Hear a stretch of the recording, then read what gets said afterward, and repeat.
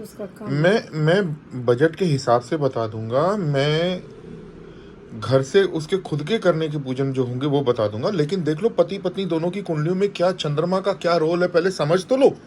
ऐसे क्यों बता रहा। देखो इसकी कुंडली में अष्टम स्थान का स्वामी हो जो है चंद्रमा, वो सप्तम में बैठा है। बुरे घर का स्वामी अच्छे घर में बैठा है। ये सपना की कुंडली है। ठीक, ये इंद्रजीत की कुंडली है। इंद्रजीत की कुंडली में सप्तम स्थान का स्वामी जो है चंद्रमा है, वो कहाँ बैठा है? छठे घर में बैठा है। तो ये 6-8 में बैठे जो ग्रह होते हैं वो अच्छे नहीं होते, शुभ फल नहीं देते, कुंडली के अंदर शुभ फल नहीं देते। ये साफ स्पष्ट सी बात है। ठीक, अब 2028 तक का समय इंद्रजीत की कुंडली के अंदर बहुत बुरा है। 2028 तक वो किसी दूसरी स्त्री के कारण बहुत तांडव करेगा। दूसरी स्त्री के कारण कैसे करेगा? इसकी कुंडली में मंगल और बुध एक साथ है, बुध नीच का है, तो ये बेवकूफ है, ये बातों में फंस जाने वाला इंसान है, प्रैक्टिकल नहीं, बुद्धू है। तो इसको किसी ने अपने जाल में फंसा के रखा है। जिसका बुद्ध नीच का होता है वो इंसान अकलमंद नहीं होता, मोस्टली हमने देखा है। बनता बहुत अकलमंद है। वो बताया ना, बेवकूफ होता है एक नंबर का और बनता बहुत है। और फिर क्या, मंगल के साथ बुद्ध की स्थिति अच्छी नहीं होती।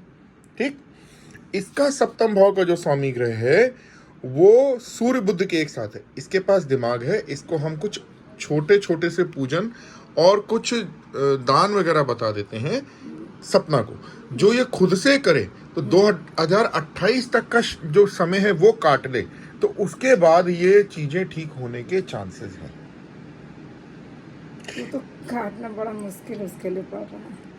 अब ये तो आप लोगों को अपनी अंडरस्टैंडिंग बिठानी पड़ेगी। लड़की को बताना पड़ेगा कि ग्रह खराब है, ग्रहों के कारण ये चल रहा है।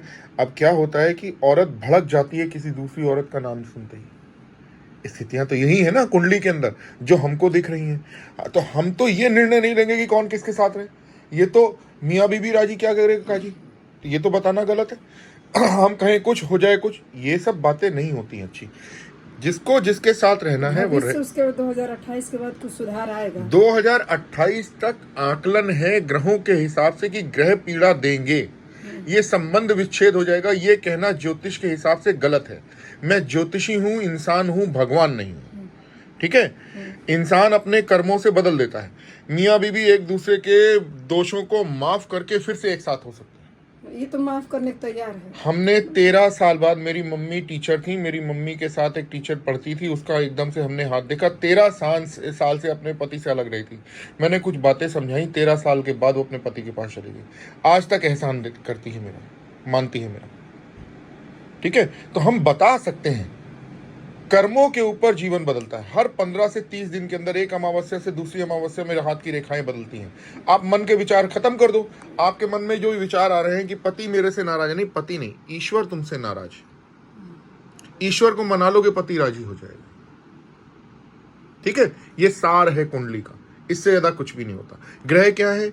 ईश्वर का बनाया हुआ वो गेयर है, जो एक गेयर फंस जाएगा तो गाड़ी आगे नहीं चलेगी, एक गेयर अच्छा लग जाएगा तो टॉप स्पीड पे गाड़ी चलेगी। गेयर ही तो है। ग्रह का मतलब क्या होता है? ग्रह का मतलब गेयर होता है।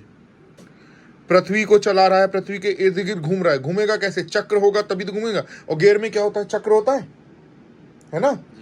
तो एक ग्रह इतने साल तक चलेगा, दूसरा ग्रह इतने साल तक चलेगा, ये पहले ही ज्योतिष में दिया हुआ आकलन होता है। हम केवल गणना कर सकते हैं, हम ज्योतिषी हैं, भगवान नहीं। ठीक है, और मेरा जो शिववाक्य है वो ये कहता है कि हाँ, संबंध विच्छेद होने के योग हैं। करे ना करे ये पति पत्नी पे निर्भर करता है। 1000 दोष, 1000 बुरी चीजें औरत माफ कर देती है। औरत का दिल बहुत बड़ा होता है ना।